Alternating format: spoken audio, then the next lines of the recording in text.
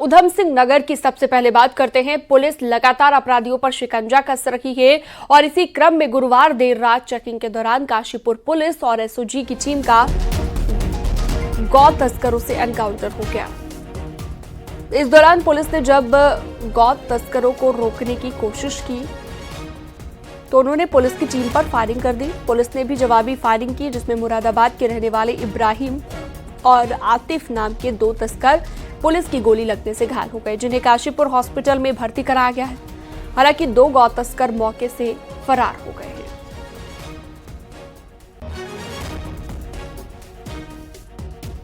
SOG और Kashipur police के द्वारा गौ तस्करों को गिरफ्तार करने का प्रयास किया गया, जिसमें गौ तस्करों के द्वारा पुलिस पर फायर किया गया।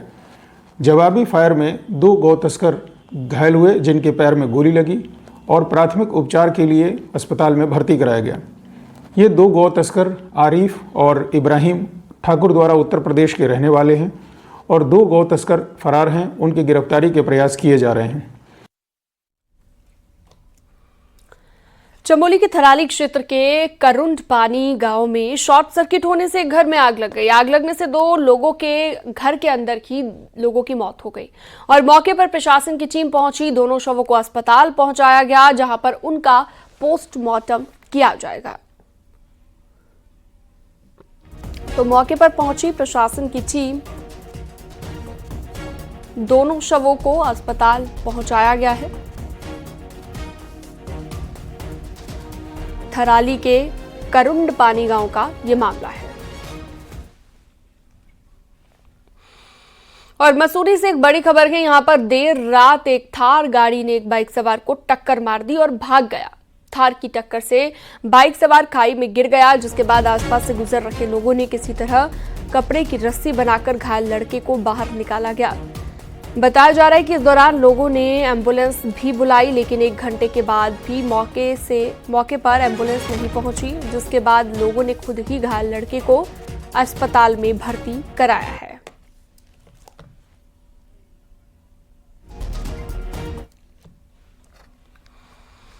चक्राता वन प्रभाग में वन विभाग की टीम ने एक वन तस्कर को धर दबोचा, जिसके कब्जे से भारी मात्रा में देवदार के प्रतिबंधित स्लीपर बरामद हुए।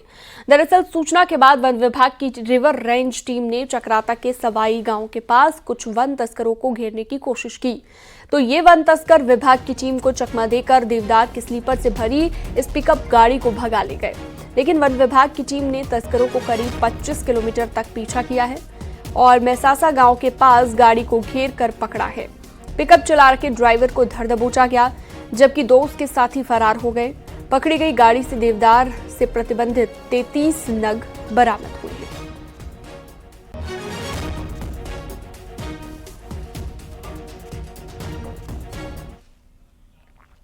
चमोली में आज सुबह बद्रीनाथ राष्ट्रीय राजमार्ग गौचर और कर्णप्रयाग के बीच भारी मलबा आने से बाधित हो गया है, जिसके वजह से हाईवे के दोनों तरफ यात्री फंस गए हैं। सड़क को डबल लाइन बनाने का कार्य चल रहा था और इसी दौरान अचानक से सड़क पर भारी मलबा गिर गया, जिसे हटाने का काम शुरू कर दिया गया है।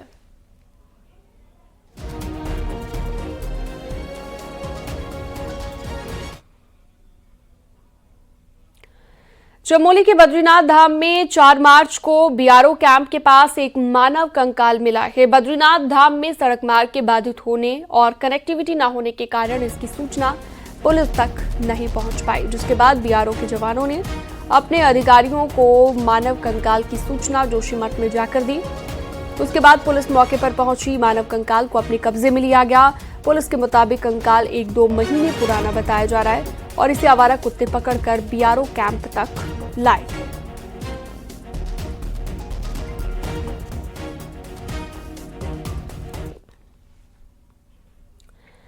बद्रीनाथ धाम में पिछले दिनों हुई भारी बर्फबारी के बाद संचार सेवा बाधित हो गई थी। गुरुवार को बीएसएनएल की टीम बद्रीनाथ धाम पहुंची और संचार सेवा को बहाल कर दिया गया। बद्रीनाथ धाम में 5 से 6 फीट तक बर्फ गिरी है। यहां पर इन दिनों भारतीय सेना के जवान, आईटीबीपी मंदिर समिति के कर्मचारी, गढ़वाल मंडल विकास निगम के कर्मचारियों के साथ साथ उत्तराखंड पुलिस के जवान मंदिर सुरक्षा में तैनात हैं। संचार सेवा बाधित होने से सभी लोगों को बड़ी दिक्कतें हो रही थी। बीएसएनएल की टीम बर्फ हटाकर संचार सेवा सुचारू कर वापस लौट आई है। ख्याल से फंस गई यार।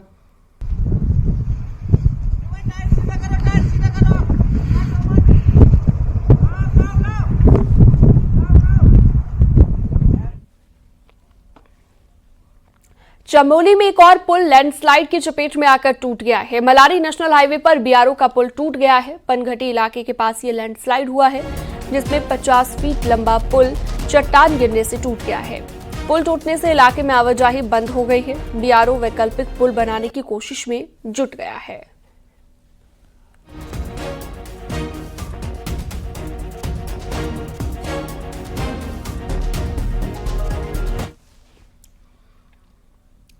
बजट सत्र के दौरान अपने बयान को लेकर चर्चा में आए उत्तरकाशी के प्रभारी मंत्री प्रेमचंद अग्रवाल के राजनीतिक भविष्य को लेकर चर्चाएं तेज हैं, जबकि बीजेपी का ये कहना है केंद्र को पूरे घटनाक्रम की जानकारी है।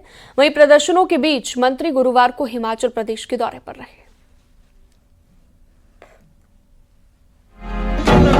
शुरुआत करनी होगी।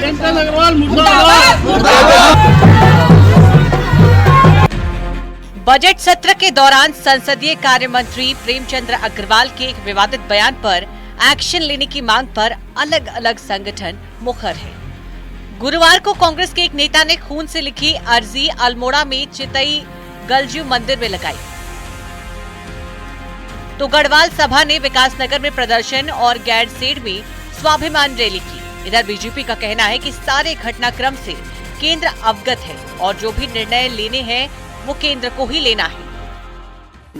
देखिए, मेरी बातचीत हो चुकी है। अब केंद्र इस विषय को संज्ञान लेगा। केंद्र को ही सब प्रकार का निर्णय करने होते हैं, इसलिए किसको रखना हटाना ये विषय केंद्र का, उस पर मुझे बहुत ज्यादा प्रतिक्रिया नहीं करना। क्या केंद्र का हर विषय का संज्ञान लेता है, क्या करना है क्या नहीं करना उसका डिसीजन केंद्र द्वारा किया। इन सब के बीच गुरुवार को पीएम उत्तरकाशी जिले में थी। जिले के प्रभारी प्रेमचंद अग्रवाल एक धार्मिक यात्रा पर हिमाचल प्रदेश में रहे। इससे पहले विरोध के बीच मंत्री अपने बयान पर सदन और गंगा किनारे माफी मांग चुके हैं। Bureau report, news 18।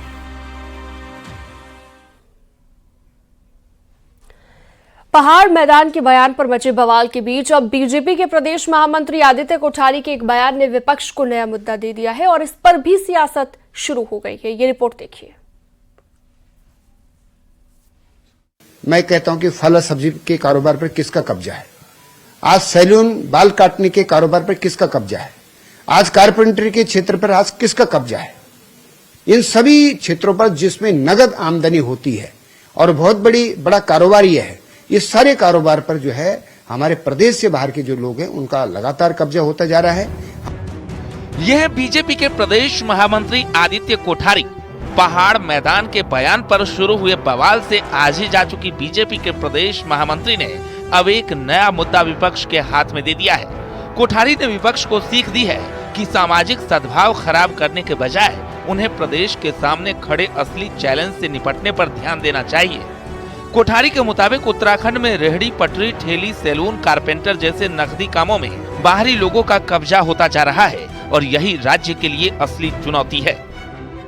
हमारे सामने सबसे बड़ा चैलेंज यह है कि हमारी डेमोग्राफी चेंज हो रही है और दूसरे प्रदेशों के जो अवांछित तत्व हैं वो उत्तराखंड में बस रहे हैं। उत्तराखंड के जितना भी क्राइम बढ़ा है, अगर इसके हम एक्चुअल रिपोर्ट प्राप्त करेंगे तो जो क्राइम बढ़ रहा है वो दूसरे प्रदेशों से आकर के जिनको हमारे देश से कोई मतलब नहीं है, हमारे प्रदेश से कोई मतलब नहीं है, तो इस प्रकार के लोगों के कारण हमारी कानून और व्यवस्था भी खराब हो रही है। कांग्रेस ने बीजेपी प्रदेश महामंत्री के इस बयान को बेवक्त और बेतुका करार दिया है। कांग्रेस अध्यक्ष करण माहरा ने तो यहाँ तक कह दिया कि बीजेपी को इतनी ही चिंता है तो रेहड़ी पटरी के साथ बढ़ई पेंटिंग का काम भी बीजेपी नेता करने शुरू कर दें, जिससे समस्या का समाधान हो जाएगा। साथ ही सवाल भी उठाया कि क्या रेहड़ी पटरी वाले इस देश के नागरिक नहीं हैं?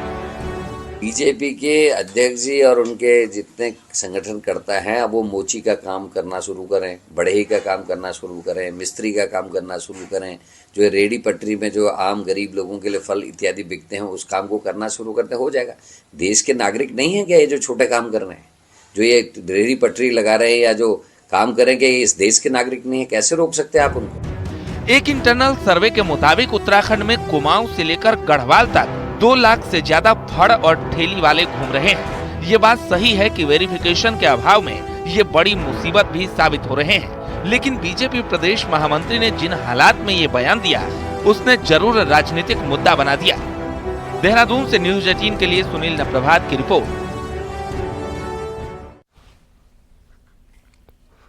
उत्तराखंड के सरकारी अस्पताल में एक तो वैसे ही संसाधनों की कमी है, ऊपर से जो है वो भी उन पर भी चोरों की नजर है। और शवगृह के कंप्रेसर चोरी की घटना भले ही तूल पकड़े, लेकिन इससे पहले भी सरकारी अस्पताल में चोरी की घटनाएं सामने आती रहती हैं। इसी को लेकर एक रिपोर्ट देखिए।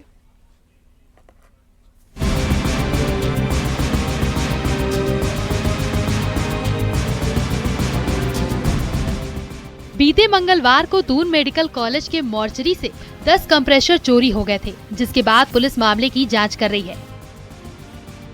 लेकिन बड़ा सवाल ये है कि शहर के बीचों बीच बने इस अस्पताल के मॉर्चरी के फ्रिज पर भी चोरों की नजर रही और किसी को कानों कान खबर नहीं लगी। वैसे ये कोई पहला मामला नहीं है। प्रदेश के सरकारी अस्पतालों की हालत ऐसी ही है कि यहाँ कभी वार्ड से मोबाइल चोरी हो जाते हैं, तो कभी टप्पेबाजी की घटनाएं भी यहाँ आए दिन देखने को मिलती हैं। अस्पताल प्रबंधन भी मानता है कि अस्पताल में चोरी की घटना होती है, इसीलिए लोगों को आगाह रहने के लिए कहा जाता है।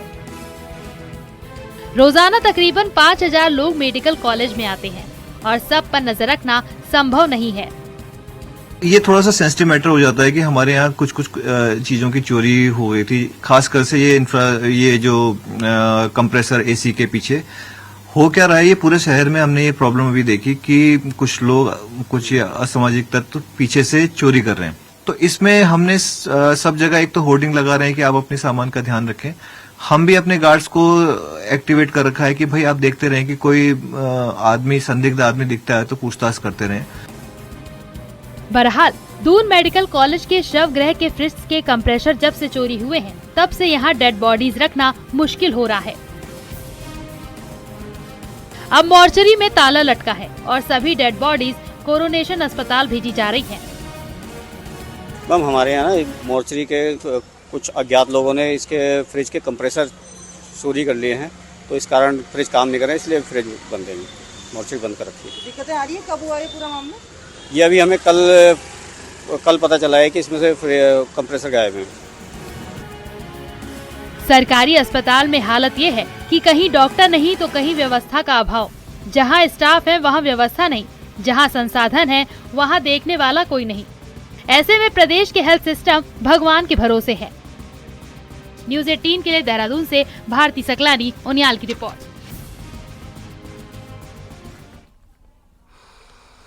चारधाम यात्रा में व्यवस्था बनाने जाने के लिए रजिस्ट्रेशन के लिए इसके साथ साथ स्व प्रमाणित यानी कि डिक्लेरेशन फॉर्म भी अब देना होगा और इस पत्र में गाड़ी में सवार यात्रियों के रहने और खाने की व्यवस्थाओं का ब्यौरा भी शामिल होगा। ये फॉर्म जमा नहीं करने पर वाहनों को automatic number plate recognition camera check post पर रुकवा देंगे, जिसके बाद उन्हें वापस भेज दिया जाएगा। इस प्रकार की व्यवस्था का परिवहन महासंघ और संयुक्त रोटेशन ने विरोध करना शुरू कर दिया है और यात्रा प्रशासन ने इस आदेश को निरस्त करने की मांग की है। आपको बता दें कि इस डिक्लेरेशन फॉर्म को वाहन के नंबर के साथ लिंक किया जाएगा, जो कि ऑटोमेटेड नंबर प्लेट रिकॉग्निशन कैमरे के माध्यम से चेक पोस्ट पर चेक किया जाएगा और ये चेकिंग प्राइवेट या फिर कमर्शियल वाहन के साथ की जाएगी।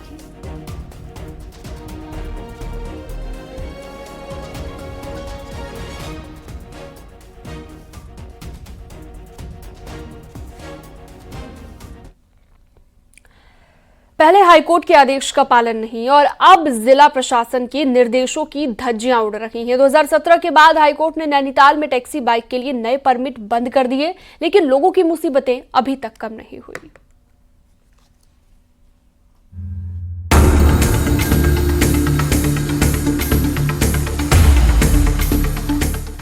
रोक के बाद भी नैनीताल में टैक्सी बाइकें फर्राटा भर रही हैं। नैनीताल के माल रोड पर प्रतिबंध होने के बाद भी पुलिस के संरक्षण में ये दौड़ रही हैं, तो कहीं भी पार्किंग बनाकर ये बेरोक टोक खड़ी हो रही हैं। अवैध टैक्सी कारोबारियों का वर्चस्व ऐसा है कि जिला प्रशासन द्वारा 2 महीने पहले तैयार SOP को भी इन्होंने लागू नहीं होने दी। तो स्थानीय लोग और पर्यटक इन टैक्सी बाइकों से परेशान हैं। और इसके पक्ष में एक मीटिंग हमारी डीएम महोदया के साथ भी हुई थी, जिसमें आरटीओ साहब भी थे। उसमें ये डिसाइड हुआ था कि केवल 88 बाइक्स जो 2017 से पहले की शहर के अंदर हैं वही शहर के अंदर चल पाएंगी, बाकी शहर से बाहर जाएंगी। इसमें हल्द्वानी से भी अनेक टैक्सी बाइक्स वहाँ से भी आ रही हैं शहर के अंदर, सैकड़ों टैक्सी बाइक्स वहाँ से आ रही हैं और वो 2017 के बाद की रजिस्टर्ड हैं, वो भी शहर के अंदर नहीं चल सकती। हाई कोर्ट ने 2017 के बाद नैनीताल में टैक्सी परमिट को बंद कर दिया, लेकिन उसके बाद भी टैक्सियों की बाढ़ आ गई। सिर्फ 88 टैक्सी बाइकों को शहर में अनुमति है, लेकिन 2000 से ज्यादा अवैध तौर पर चल रही हैं। एक राइडर को एक बाइक की अनुमति है, लेकिन 15 या उससे अधिक एक की मालिक के पास है। वहीं टैक्सी बाइकों के आवंटन पर नियमों का भी जमकर उल्लंघन कर रहा है। बावजूद इसके एसओपी तैयार ही नहीं हो सकी, तो अब जिला प्रशासन अपने तर्क दे रहा है। वो ड्राफ्ट एसओपी तैयार है, इसमें अभी हम लोग इसका वेरिफिकेशन ड्राइव चलाने वाले हैं। नेशनल गेम्स में पूरा डिपार्टमेंट, परिवहन विभाग और सभी लोग बिजी थे, जिसके कारण उसको इम्प्लीमेंट नहीं किया जा सका। अब उसको इम्प्लीमेंट किया जाना है, उसके लिए एक स्टेक होल्डर कंसल्टेशन पहले कराया जाएगा, उसके बाद उसको हम लोग लागू करेंगे। बहरहाल हाईकोर्ट के आदेशों का पालन कराने के लिए अधिकारियों के बैठक पर एसओपी पर काम तो शुरू हुआ, लेकिन धरातल पर उतरा नहीं है। अगर ये अवैध कारोबार ऐसा ही चलता रहा तो पीक सीजन में ये नैनीताल के जाम के लिए सबसे बड़ी समस्या बनेगी। न्यूज़ 18 के लिए नैनीताल से वीरेंद्र बिस्ट की रिपोर्ट।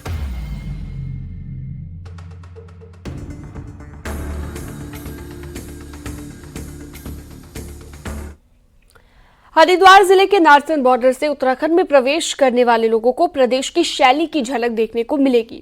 हरिद्वार रुड़की विकास प्राधिकरण की ओर से नेशनल हाईवे 58 पर विशाल प्रवेश द्वार बनाया जा रहा है। प्रवेश द्वार का ढांचा बनकर तैयार हो गया है, बहुत जल्द ही इसका उद्घाटन किया जाएगा। प्रवेश द्वार में पहाड़ी शैली की कलाकृतियां और राजकीय पुष्प ब्रह्म कमल को दर्शाया गया है, जिससे दूसरे राज्यों से उत्तराखंड में प्रवेश करने वाले लोगों को उत्तराखंड में एंट्री करने का खास एहसास होगा।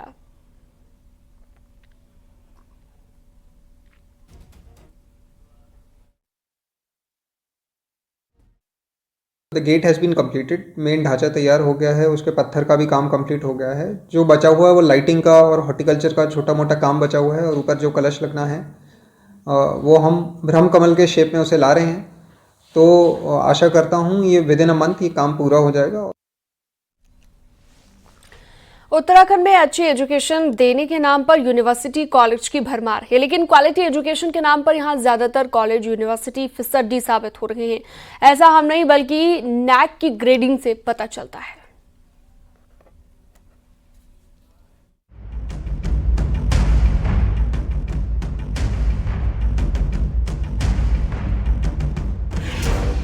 प्रदेश में सरकारी प्राइवेट मिलाकर 400 से ज्यादा कॉलेज और यूनिवर्सिटी हैं और पिछले कुछ सालों में प्राइवेट कॉलेज और यूनिवर्सिटी की संख्या में 2 गुनी बढ़ोतरी देखने को मिली है। लेकिन आपको जानकर ताज्जुब होगा कि इन कॉलेज यूनिवर्सिटी में स्टूडेंट्स को ना तो गुणवत्तापूर्ण शिक्षा मिल रहा है, ना ही यहाँ पर ज्यादातर कॉलेज नेक ग्रेडिंग के मानकों पर खरे उतरे हैं। दरअसल यूजीसी की गाइडलाइन के तहत राष्ट्रीय मूल्यांकन एवं प्रत्यापन परिषद यानी नेक देश भर के यूनिवर्सिटी और कॉलेज को रेटिंग देती है। उत्तराखंड में हालात ये हैं कि यहाँ पर 116 सरकारी डिग्री कॉलेज में 41 और 377 निजी कॉलेज में से केवल 6 कॉलेज नेक ग्रेडिंग है।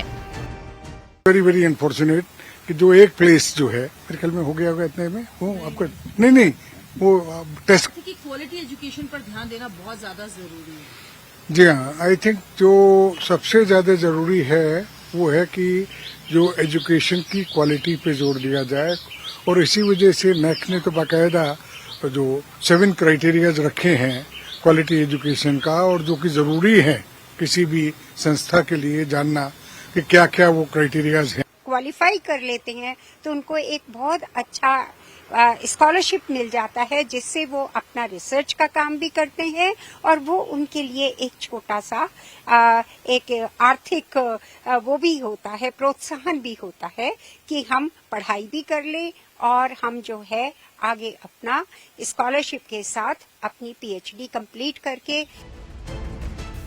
वहीं उच्च शिक्षा मंत्री भी मानते हैं कि क्वालिटी एजुकेशन के मामले में कई कॉलेज खरे नहीं उतरे हैं। ऐसे में अब एक्ट के दायरे में सभी प्राइवेट यूनिवर्सिटी को लाने की बात कही जा रही है। इतने प्राइवेट विश्वविद्यालय बने हैं, उनके लिए अब हमने प्राइवेट विश्वविद्यालयों के लिए एक्ट बना दिया है और उस एक्ट से वो अब गवर्न होंगी ताकि वो क्वालिटी एजुकेशन दे सके और अच्छा काम कर सके। राज्य में क्वालिटी एजुकेशन के नजरिए से आज भी 70% इंस्टीट्यूट चुनौती से बने हुए हैं, जहां न संसाधन है न ही इंफ्रास्ट्रक्चर है। ऐसे में जिन इंस्टीट्यूट में आज का यूथ पढ़ने जा रहा है उसका भविष्य भगवान भरोसे है। न्यूज़ 18 के लिए देहरादून से भारती सकलानी उनियाल की रिपोर्ट। रंगों की होली में सेहत और प्रकृति की खुशबू भी घुल जाए तो त्योहार का रंग और भी ज्यादा गहरा हो जाता है। कुछ ऐसा ही कर दिखाया है बागेश्वर की स्वयं सहायता समूह की महिलाओं ने। एक रिपोर्ट देखिए।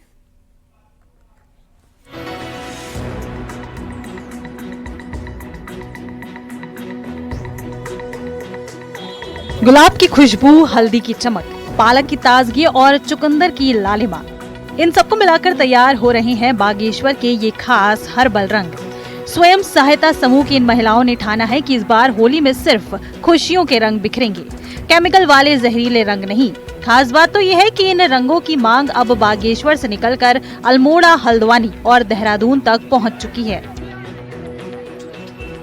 सबसे पहले मैं ये कहना चाहूंगी कि ये पहले हमारे जो होली के कलर बने हैं ऑर्गेनिक कलर है। ये मिलावट, हर जगह मिलावट आ रहे हैं तो हम ऑर्गेनिक बना रहे हैं। इसमें हम हरा, पीला, पिंक कलर और नारंगी कलर दे रहे हैं और इसकी डिमांड हर जगह से आ रही है। प्राकृतिक जो हमारे उत्पाद हैं जैसे कि चुकंदर है, हल्दी है, पालक है, इस तरह की चीजों से ये लोग हर्बल उत्पाद बनाते हैं। पूर्णतः सेफ हैं सभी लोगों के लिए और हर्बल कलर की इसमें मार्केट में बहुत डिमांड भी है। तो अभी जो है इन्होंने 40 किलो के आसपास जो है हर्बल कलर की बिक्री कर दी है और इनको जो है देहरादून से और उसके अलावा हल्द्वानी से इनको डिमांड भी प्राप्त हुई है। महिलाओं की ये मेहनत अब रंग ला रही है। बाजार में इन हर्बल रंगों को हाथों हाथ खरीदा जा रहा है। बागेश्वर जिला प्रशासन भी इस पहल की खूब तारीफ कर रहा है और उनकी मार्केटिंग में भी उनकी मदद कर रहा है। हमारे कुछ स्वयं सहायता समूह के द्वारा हर्बल कलर्स तैयार किए जा रहे हैं जो कि होली के लिए हैं। तो एक हमारा कमल नाम से विलेज ऑर्गेनाइजेशन है, ग्राम संगठन है, तो उसके 5 एसएचजी हैं जो इस प्रकार की गतिविधि में लगे हुए हैं। मतलब वो हर्बल कलर्स बनाते हैं और उसकी बिक्री भी करते हैं। तो इस बार हमने उनका प्लानिंग किया है कि उनके और भी स्टॉल्स जो है यहाँ पर शहर में लगवाए जाएंगे। बागेश्वर की इन महिलाओं ने साबित कर दिया है कि अगर हुनर और हौसला हो तो हर त्योहार को बेहतर और सुरक्षित बनाया जा सकता है।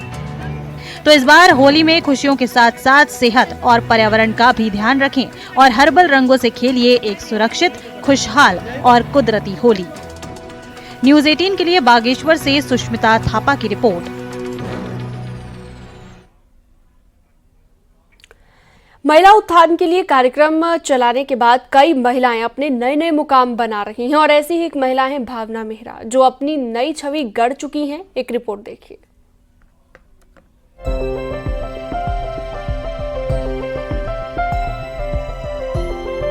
दुकान पर लटके तरह तरह के सॉफ्ट टॉय आपका ध्यान ना चाहते हुए भी अपनी ओर खींच लेते हैं, लेकिन ये किसी चीनी या भारतीय मल्टीनेशनल कंपनी के प्रोडक्ट नहीं है, बल्कि ये प्रोडक्ट बनाए हैं नैनीताल जिले के रामनगर के चोरपानी इलाके की रहने वाली भावना ने।